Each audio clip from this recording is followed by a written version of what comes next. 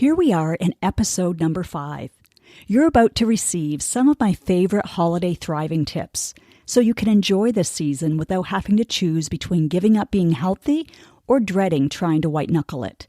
Hi, I'm Clarinda, and you are listening to the Feel Light Mind and Body podcast, created for women like you. Women who are experiencing success in so many areas of life, but are struggling with weight loss, stress eating, and decreased energy. Losing weight can feel hard, heavy, and restrictive. That's why every week I will be offering you a different perspective, tips, encouragement, and a unique approach so that you can feel lighter in your mind and body rather than feeling deprived, frustrated, or discouraged. What if you could feel free, yet in control around food for the rest of your life? What if you could enjoy your experience of losing weight and getting healthier? You absolutely can. You're in the right place. Take this time for yourself and let's dive in. Are you feeling the effects yet of the holiday season? One thing I think we can all agree on is that the holidays can be emotional. Joyous, lonely, exciting, sad, and yeah, you can add whatever emotion that you immediately thought of to this list. Holidays can also be triggering as we gather with family we might not see very often and maybe have some not so great history with. We'll dive more into that subject next week. This podcast is airing in December. I may reference Christmas or New Year's, which is my current experience, but you can simply apply it to any upcoming holiday or gathering whenever you listen to this. I'm not sharing these tips in any particular order. Also, this list is certainly not all-inclusive. I get more specific in my Feel Light Mind and Body program and with my one-on-one clients as we have more time. But let's maximize the time we have together now and talk about some great ideas for you to take away and apply. Some may be new and others are a great reminder. The majority of today's tips will help you with the over-desire for food and alcohol consumption while still enjoying the gathering. And implementing them will prevent some unhappy and frustrating thoughts and feelings the next day. Next week, we'll focus more on the social aspect and connection so that you can enjoy the holidays even more. Okay, tip number 1.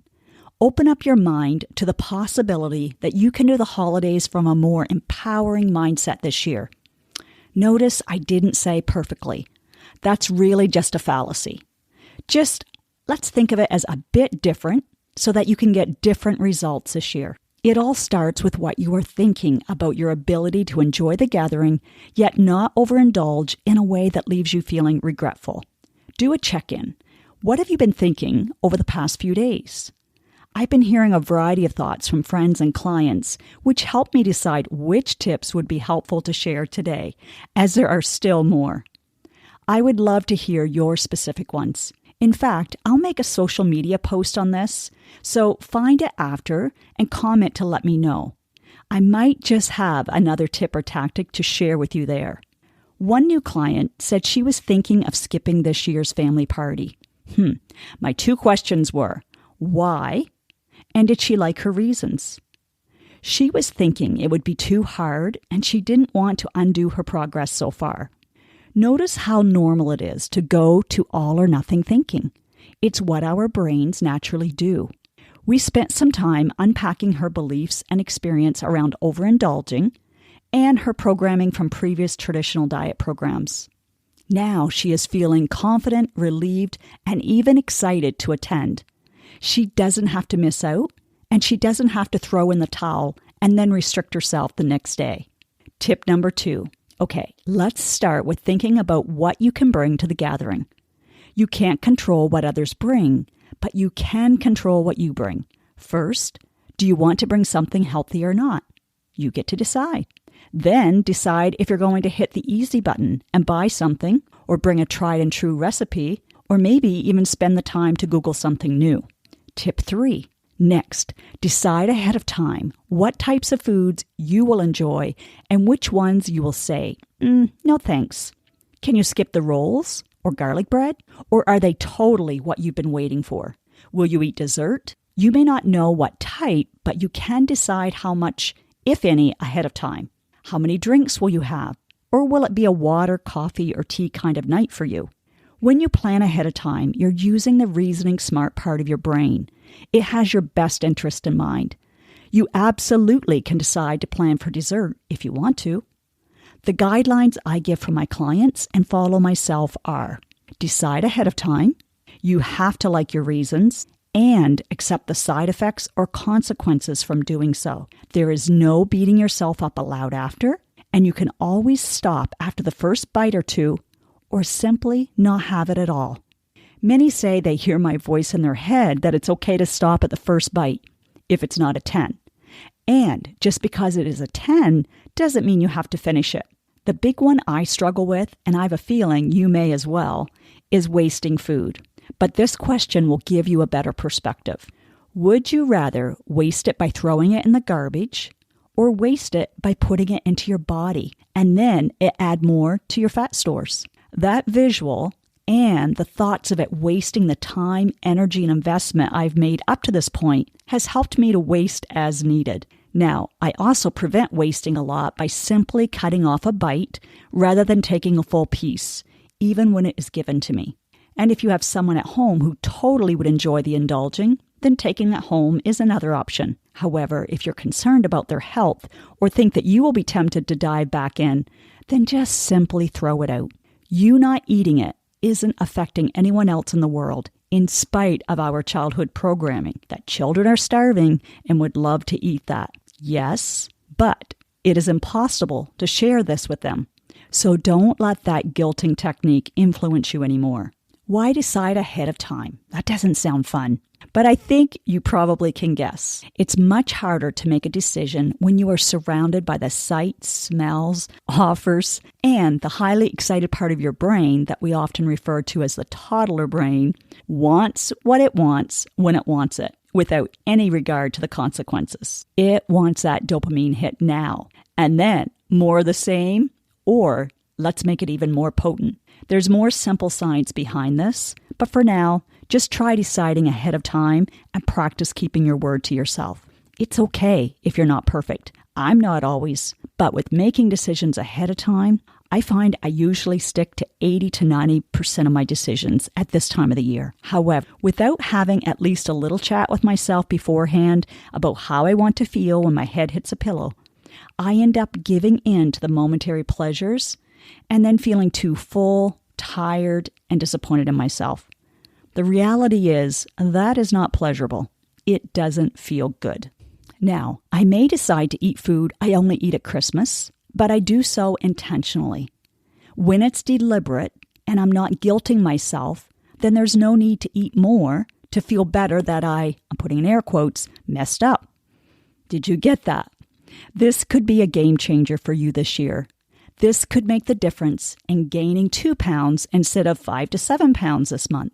And hey, what if you even maintained? How much of an improvement would that be for you? And yes, it is possible. Let me give you an example. I know there will be an array of desserts at a party I'm attending this weekend. I've decided that I will have a slice of something delicious if I deem it to be a 10 out of 10. But I know I will also see another dessert that looks equally delicious. I know my nursing friends well, and our history together around food, shift work, and so much more. I can't wait.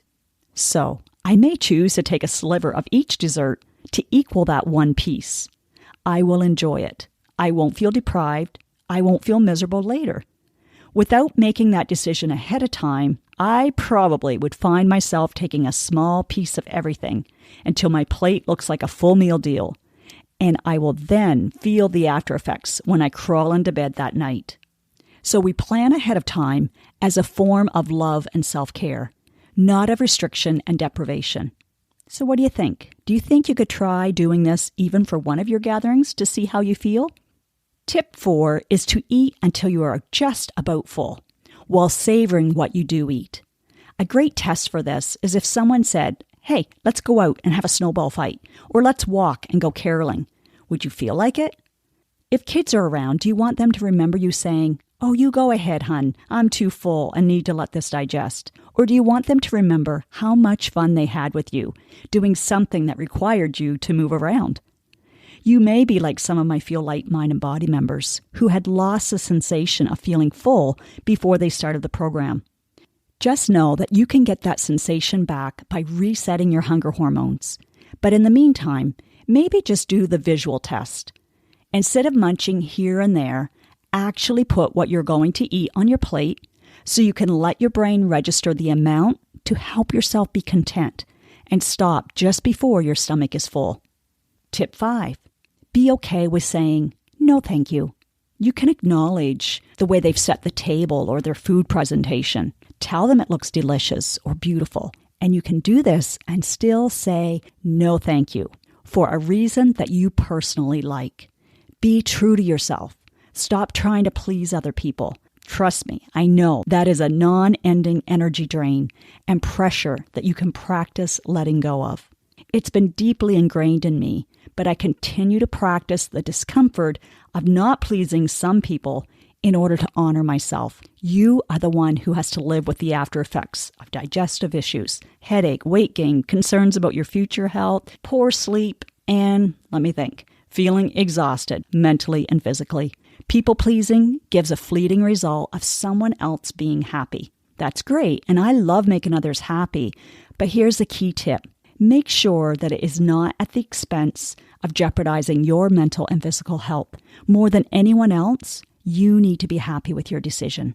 Tip 6. If you are hosting the gathering, enjoy being generous and send the leftovers home with others. Or drop it off at a community shelter if it meets with their guidelines. And of course, the option of just throw it out. That prevents the one night of indulging from turning into 4 days of eating unhealthy leftovers. Tip 7. Just because it's on your plate doesn't mean you have to eat it. All of the above tips apply here, but I wanted you to have this visual to prepare ahead of time. So, you've tried a bite. You may think it's delicious and addictive, or you might be like, meh, it's okay, but not really my thing.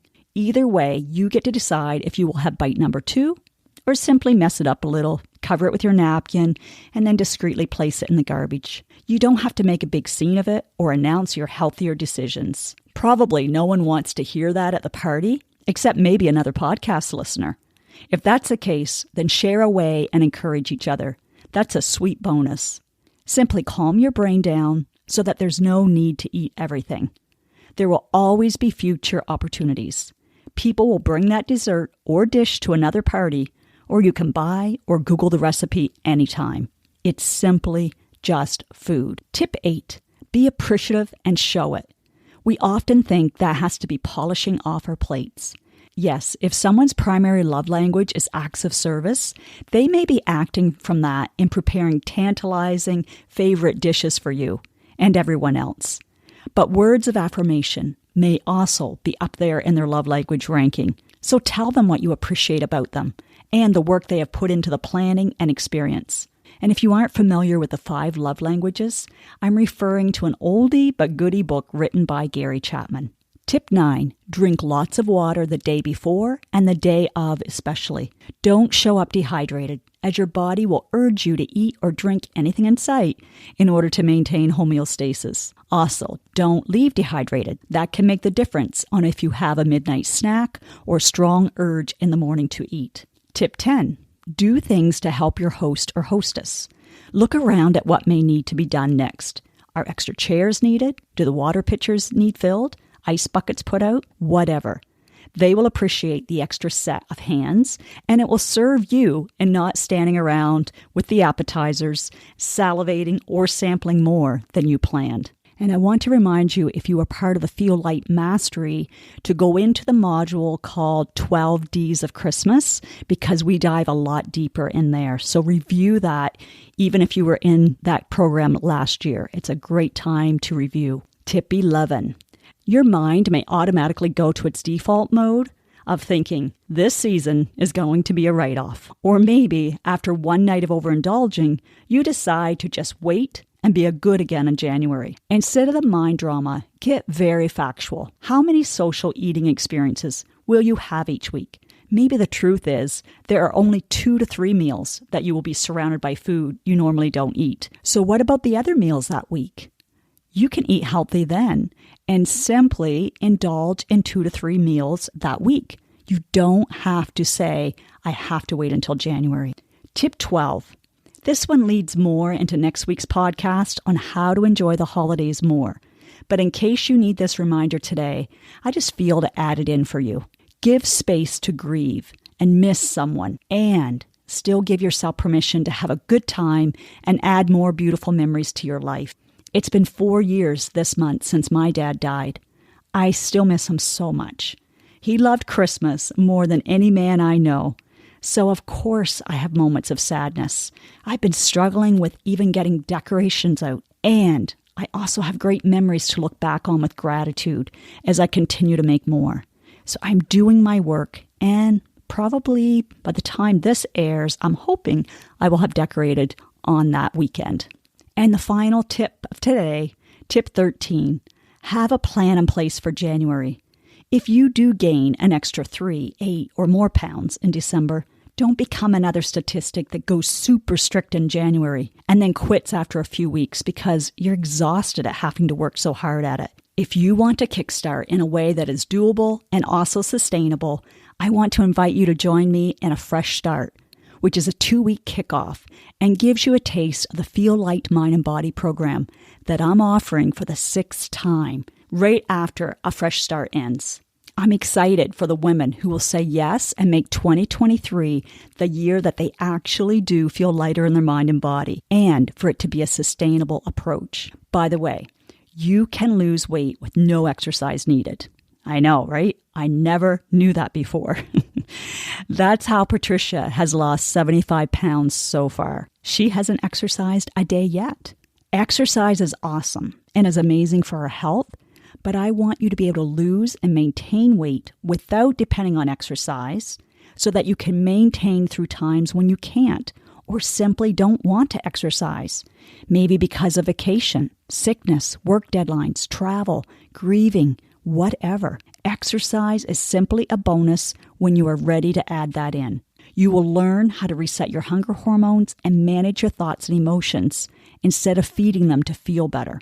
You can get back on track easier and faster before your body starts to think this is your new set point. You can click on the link to save your spot today. We've opened it up. Space is limited, so give yourself this gift or ask for this as a gift instead of getting more candles or clothes that's hanging in your closet. You're going to get to shop in your closet, which is so much fun for my members. Also, just keep in mind, I have gift certificates available so that they can actually wrap something up and put it under the tree for you.